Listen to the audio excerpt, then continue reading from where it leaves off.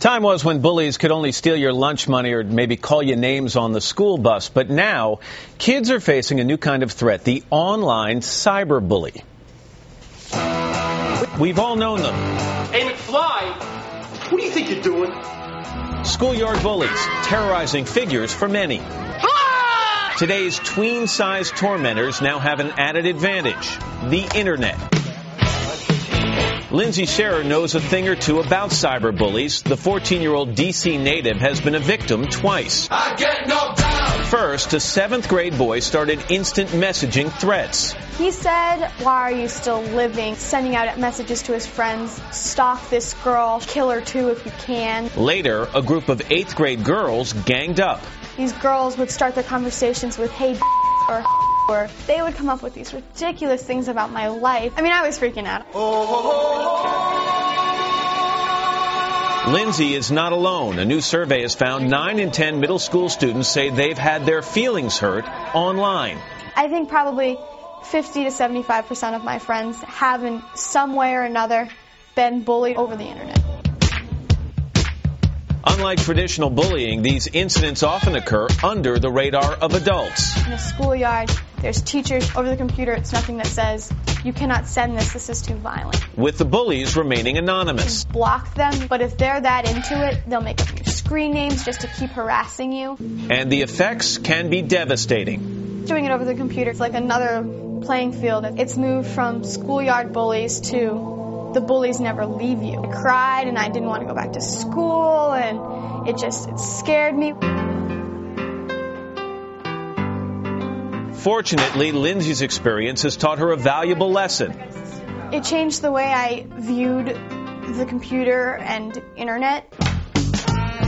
Fortunately, Lindsay's experience has taught her a valuable lesson. I don't get sucked into these kinds of arguments quite as fast. So, how do you protect your children? Adolescent expert Rosalind Wiseman has written an article on cyberbullies for next week's Parade magazine. Hey, Rosalind, good to see you. Good morning. Hi. Only 15%, according to a recent study, only 15% of parents even know about this problem. Sure. So to the other 85%, good morning. And what do they need to know? Morning. How do you define this? Well, it's using instant messaging, iPods, cell phones, anything to do with the computer social networking sites, things like MySpace or Facebook, to humiliate or degrade yourself or other kids. Humiliate or degrade, and we saw some examples from that young lady where they went even further. I mean, absolutely. Leslie Direct should threats. die, Yeah. and that's crazy. But most of the time they're targeting you and they're making fun of you, and it can cross a line. It crosses a line so fast. You go from, "Hey, what's up?" to, taking a picture in a locker room, of a kid. I want parents to remember what they felt like when they were 13. Did they feel good about their bodies?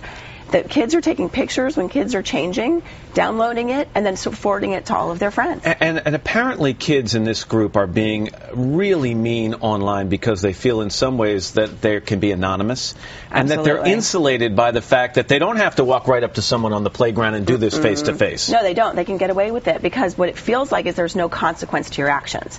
And so what I really want parents to realize, like I'm begging parents to realize, is that this is the opportunity to have your family values put into action so that we can break some of the teen cynicism that adults are completely clueless and they don't get it anyway. So you have got to use this as an opportunity to express your family values. And by the way, if you're sitting at home right now and you're saying, well, my son or my daughter has never talked about this, don't think that doesn't mean they haven't been the victim of it. Or you say, we've got controls on the computers, or my child does not have an email address, I don't let them. They can go over to their friend's house and do it in 2 seconds. But a lot of kids, I think something like 90% of kids who say they've been bullied online also say they were too embarrassed by it to either tell their friends or their parents. Oh, absolutely, because the insults are things that are really sexual. They are really, they're humiliating in this really grave, kind of base way. So it's the last thing you want to do is ask for help. I think the young lady in the piece had just some great advice there at the end. She did. She's very wise. Don't get sucked into this because bullies need targets. Yeah. And if as soon as it starts to happen you log off, doesn't that take care of a large part of the problem? It does, but kids are actually what we're seeing is the kids are physically addicted. They are to this, where they want to get on and they can't get off because you get a rush. You get a fix on doing it. You feel like if you're not a part of it, then you're not a part of this world. I'm probably not as up on this subject as I should be, and in reading the notes about your segment, I said it kept saying it's so important for kids not to share their password. Right. Explain that with me. Because if kids share their passwords, which they do as a way of bonding with their friends, girls do this especially. Like if you're my really good friend, I'm going to share my password. Then what kids do when they get mad is they break into somebody's account using that person's password, and then they can appear as if they are that kid and send horrible things about somebody else, but you never really know who sent it. And so now you're victimizing more than one person at the same time. Here's another startling statistic. 75% of middle school students say they have visited a website bashing another student.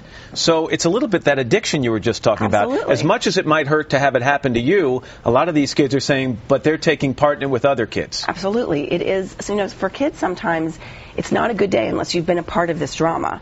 So it's one of those things also parents are worried about, kids aren't getting sleep at night.